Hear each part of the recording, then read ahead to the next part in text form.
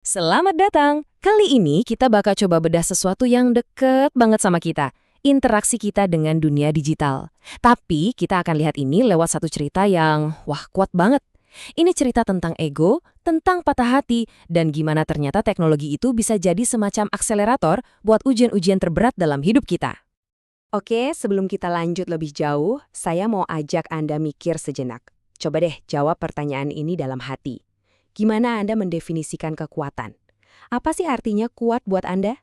Coba simpen dulu jawabannya ya, karena sebentar lagi kita akan lihat gimana satu definisi yang kaku banget deh, tentang kekuatan bisa membentuk seluruh hidup seseorang. Nah, mari kita kenalan sama tokoh utama kita. Namanya Rudy.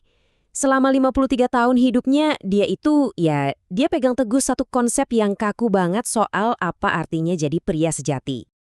Jadi menurut pandangan dunianya Rudy, pria sejati itu ya begini, dia harus kuat, dia harus jadi pemimpin, dan ini dia merasa lebih superior dari pria biasa atau bahkan wanita. Nah, inilah yang kita sebut rasa aku atau egonya dia. Dan ini bakal jadi pusat dari semua cerita kita hari ini. Oke, sekarang kita flashback sedikit ya. Mundur ke masa kuliahnya Rudy. Disinilah ujian pertama buat egonya dimulai. Bayangin, ada 3 orang di sini. Rudy dengan konsep pria sejatinya yang kokoh itu, terus ada Yoga, temennya yang menurut Rudy itu ya lemah, pelin-pelan, dan terakhir ada Susi, cewek yang ditaksir berat sama Rudy. Dan, jeng-jeng-jeng, inilah momennya.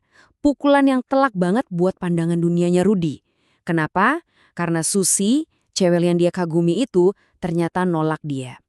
Dan bukan cuman itu, yang bikin makin gak bisa diterima, Susi malah milih Yoga. Iya, Yoga. Pria yang dalam kamus hidupnya Rudy adalah kebalikan total dari pria sejati. Bisa kebayang kan gimana kacaunya dunia Rudy saat itu? Gila, kok bisa dunianya kebalik begini? Di kepalanya dia itu pilihan yang paling logis, yang paling layak. Fakta bahwa Susi milih yoga itu kayak error di sistemnya dia. Egonya nggak bisa proses informasi ini sama sekali. Nah, disinilah momen krusialnya. Rudy ada di sebuah persimpangan jalan. Pilihannya cuma dua, dan pilihan ini bakal menentukan apakah luka hatinya ini akan sembuh atau malah jadi infeksi, jadi penyakit. Jadi pertanyaannya, gimana dia akan merespons penolakan ini? Ada dua jalur di depan dia. Pertama, jalan fitrah. Ya, sifat asli manusia lah yang ngajak kita buat menerima, buat introspeksi diri. Jalan kedua adalah jalan nafsu atau ego.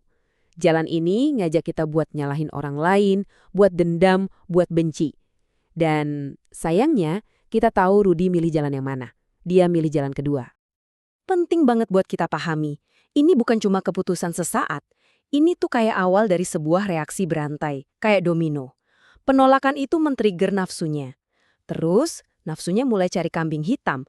Oh, Susi aja yang nggak bisa lihat kehebatan gue. Atau, yoga itu cowok nggak pantas. Nah, dari pemikiran-pemikiran inilah benih kebencian tuh mulai tumbuh. Dan benih itu nggak diem aja. Dia tumbuh jadi sesuatu yang bisa kita sebut penyakit hati. Luka yang nggak pernah sembuh ini akhirnya jadi semacam tombol pemicu perilakunya. Hasilnya, dia jadi benci sama cowok-cowok yang modelnya kayak yoga, jadi sensitif banget kalau ada yang ngajak debat soal konsep pria sejatinya, dan yang paling parah, dia jadi punya dorongan buat ngebully orang-orang yang dia anggap lemah. Oke, sekarang kita fast forward, lompat jauh ke depan. 25 tahun kemudian, Rudy sekarang hidup di era kita, era media sosial. Pertanyaannya, gimana luka lama yang udah 25 tahun itu bereaksi di lingkungan yang sama sekali baru ini? Disinilah dunia maya masuk ke dalam cerita. Dan kita harus lihat dunia maya bukan cuma sebagai teknologi ya. Anggap aja ini sebuah akselerator. Sebuah arena yang bikin ujian-ujian hidup itu datang, jauh lebih cepat dan jauh lebih sering. Bedanya drastis banget. Coba bayangin, di dunia nyata mungkin Rudy cuma ketemu orang kayak yoga sesekali aja kan? Tapi di dunia maya, dia bisa lihat ratusan profil kayak gitu setiap hari kan? Debat soal pria sejati, wah itu bisa muncul setiap jam di timelinenya. Jadi, paparan dia terhadap pemicu-pemicu bencinya ini naik berkali-kali lipat. Dan ini dia, game changernya, anonimitas. Di dunia maya, nggak ada lagi tuh yang namanya konsekuensi sosial yang biasanya ngerem dorongan-dorongan terburuknya dia. Tiba-tiba, dia bisa melampiaskan semua penyakit hati yang udah terpendam puluhan tahun itu tanpa perlu takut sama sekali akan akibatnya di dunia nyata. Jadi, apa nih kesimpulannya? Gini, teknologi, media sosial itu semua sebenarnya nggak baik atau jahat.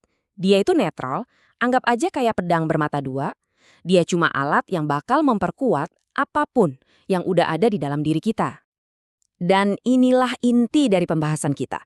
Setiap ketikan keyboard kita, setiap komentar yang kita tulis, setiap postingan yang kita bagikan, itu semua bukan tindakan yang berdiri sendiri.